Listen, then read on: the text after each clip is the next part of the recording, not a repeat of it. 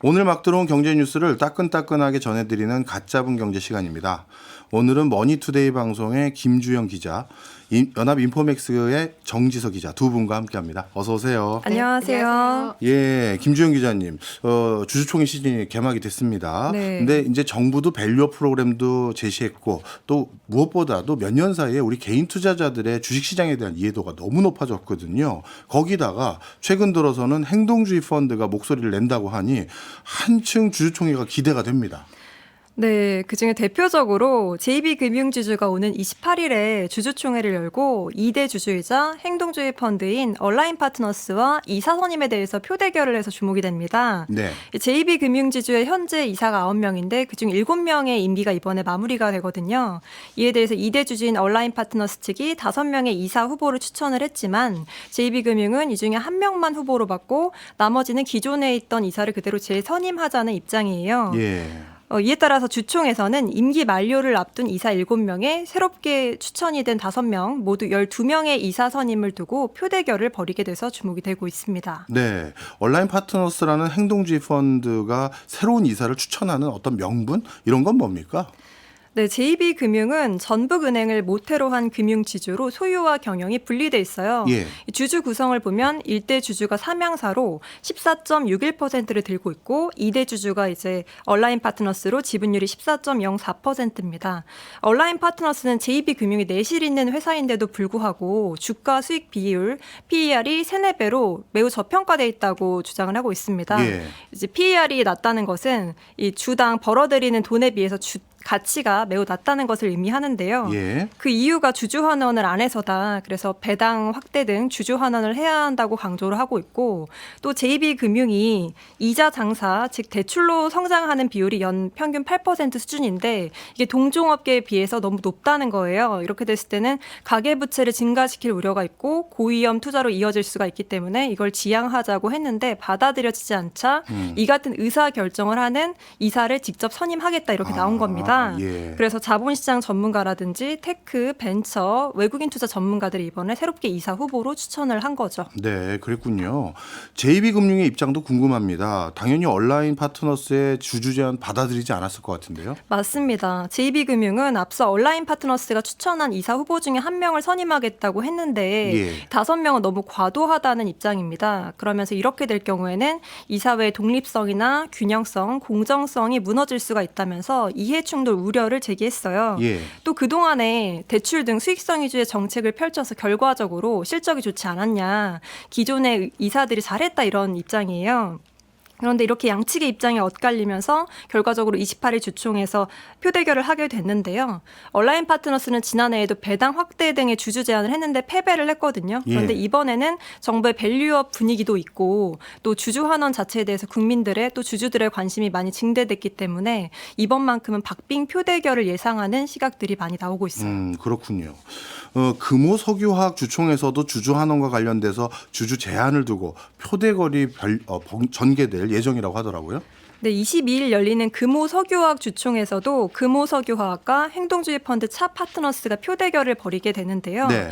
금호석유화학은 박찬구 회장과 조카 박철환 전 상무 사이에 조카의 난이 벌어졌었잖아요. 네. 박 전 상무가 이번에는 차 파트너스와 손을 잡고 권리를 위임하기로 했어요. 이 차 파트너스는 주주 제안으로 자사주 소각에 대한 정관 변경을 내걸었습니다. 지금은 자사주를 소각 매입하려면 이사회의 결의를 거쳐야 되는데 이걸 정관을 바꿔서 주총 결의만으로 할 수 있게 하자는 거예요. 자사주 매입은 회사가 자기 회사의 주식을 주식시장에서 사들이는 것을 의미하는데요. 네. 자사주 매입과 소각은 주식의 유통 물량을 줄여서 기존 주주의 지분율을 높여서 좀 주가를 올리는 효과가 있습니다. 기존 주주들에게 좋은 정책인 거죠. 예. 그렇다면 행동주의 펀드 입장에서는 자사주 매입과 소각을 통해 금호석유화학의 주주 권리를 강화하자 이 내용인 거네요. 대외적인 명분은 일단 그런데요. 예. 금호석유화학이 보유한 자사주가 지난해 말 기준으로 525만 주, 지분율로는 18.4% 정도 돼요. 차 파트너스 측은 금융당국이 자사주 소각을 강조하고 있고 이렇게 하는 것이 밸류업 움직임에도 부합한다 이런 입장인데요. 네. 대외적인 명분은 이렇게 주주 친한데 그 이면에 다른 의미도 있습니다. 금호석유화학이 지금 경영권 분쟁을 겪고 있잖아요. 예. 그래서 차 파트너스는 이제 차 파트너스와 손을 잡은 박 박 전 상무 입장에서는 금호석유화학이 자사주를 활용해서 우후 지분을 확보하는 데 쓸까 봐 걱정을 하고 있어요.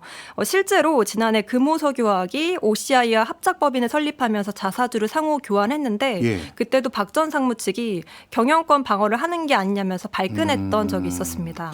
듣고 보니까 각자의 입장이 너무 첨예하게 대립되네요. 그렇습니다.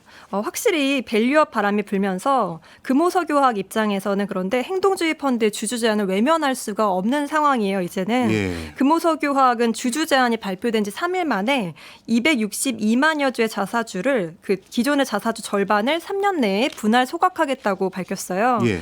이에 대해서 행동주의 펀드 차 파트너스는 왜 절반만 소각하냐, 나머지는 결국에는 경영권 방어를 위해서 쓰려는 것을 의심된다고 비판을 했고요. 예. 또 여기에 대해서 금호석유학은 바로 맞받아친 것이 중장기적인 시각에서 주주 환원을 위해서 자사주 절반 소각을 결정한 것이라면서 주총이 시작되기 전부터 양측이 이렇게 기싸움을 벌이는 양상입니다. 네. 중요한 건 표대결일 텐데 금호석유화학하고 행동주의 펀드 간의 표대결은 어떻게들 전망하고 있나요? 현재 금호석유학의 지분 구성을 보면 박찬구 회장 측이 15.7% 그리고 박 전 상무와 차 파트너스 측이 10.8%로 양측의 5%포인트가량밖에 차이가 나지 않거든요. 예. 나머지 지분은 결국 외국인이나 소액주주, 국민연금인데 이 국민연금의 지분율이 9.27%에 달해서 캐스팅 보트의 역할을 할 것으로 보이는 상황이에요. 예. 국민연금은 앞서 2021년, 2022년에 금호석유화학에서 경영권 분쟁이 발생했을 때는 회사의 손을 들어줬는데요. 이번에는 상황이 조금 다릅니다. 자사주 소각 주주 제한에 대해서 만약에 국민연금이 반대표를 행사할 경우에는 정부와 좀 방향을 엇갈리게 가는 격이어서 네. 이번 주총에서 어떤 판단을 할지 지켜봐야 될 것 같습니다. 네. 사실 지난해도 행동주의 펀드들이 다양한 활동을 전개했습니다만 사실 지난해만 하더라도 회사 측이 크게 반응을 보이거나 그러진 않았던 게 맞죠. 대세였거든요. 네.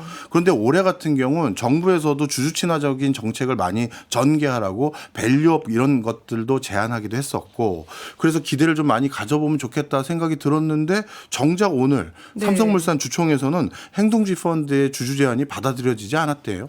맞습니다. 삼성물산이 오늘 주총을 열었는데 행동주의 펀드가 요구한 배당 확대 등의 안건이 일제히 부결됐습니다. 예.